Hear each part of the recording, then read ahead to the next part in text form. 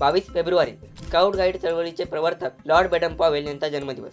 नमस्कार, मी अथर्व आणि तुम्ही पाहत आहात कलाकार दिनविशेष। रॉबर्ट स्टीफन्सन स्मिथ बेडन पॉवेल यांचा जन्म 22 फेब्रुवारी 1857 मध्ये लंडन येथे झाला। त्यांनी 1870 मध्ये चार्टर हाऊस स्कूलमध्ये शालेय शिक्षण शिष्यवृत्ती मिळवून पूर्ण केले व लष्करात रुजू झाले। तेथे लेफ्टनंट जनरल या पदापर्यंत पोहोचले। स्काउट म्हणजे गुप्तचर जासूस हे लष्करासाठी काम करत। शाळेतील मुलांसाठी त्याची उपयुक्तता पाहून त्यांनी 29 जुलै ते 9 ऑगस्ट 1907 मध्ये इंग्लंडच्या ब्राउनसी बेटावर 20 मुलांचे पहिले स्काउट प्रशिक्षण शिबिर भरवले। अशा प्रकारे बालवीर संघटनेची चळवळ सुरू झाली। 1909 मध्ये क्रिस्टल पॅलेस येथे पहिली राष्ट्रीय स्काउट रॅली झाली। यात 11,000 मुलांनी हजेरी लावली। 1910 मध्ये बेडन पॉवेल यांनी त्यांची बहीण एग्निस हिच्या मदतीने मुलींसाठी वीरबाला म्हणजे गर्ल गाईडची संघटना स्थापन केली। 1912 ते 1913 मध्ये बालवीर व वीरबाला या संघटनांचे जाळे जगभर पसरले। 1920 मध्ये लंडन येथे पहिला आंतरराष्ट्रीय स्काउट मेळावा भरला। जगाचे प्रमुख स्काउट म्हणून त्यांना सर्वानुमते हा बहुमान मिळाला। लष्करातून सेवानिवृत्त झाल्यानंतर त्यांनी स्वतःचे आयुष्य बालवीर संघटनेसाठी वाहून घेतले।